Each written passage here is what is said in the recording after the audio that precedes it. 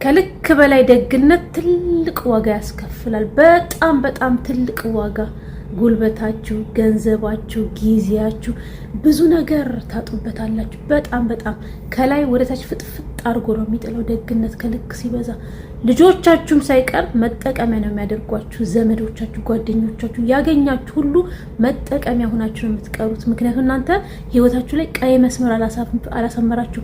ደግ ስለሆናችሁ ለሁሉም ሚስኪን ነው የምትሆኑ። ለሁሉም እሺ እሺ እሺ እንጂ እምቢ ማለት አትችሉም።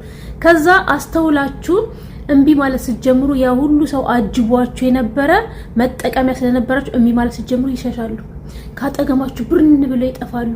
ብቸኝነት ያጠቃቸዋል። ምክንያቱም እናንተ መጠቀሚያ እንጂ ጓደኞቻችሁ አልነበራችሁም፣ ዘመዶቻችሁ አልነበራችሁም፣ እህት ወይ ወንድሞቻችሁ አልነበራችሁም። እናንተ መጠቀሚያ ናችሁ። ክብር እንኳን አይሰጧችሁም። ስትፈጠፈጡ ስትወድቁ ዝም ብለው ነው የሚያዩዋችሁ። ምክንያቱም እነሱ ለእናንተ ክብር የላቸውም። ምክንያቱም ደግነታችሁ ከልክ በላይ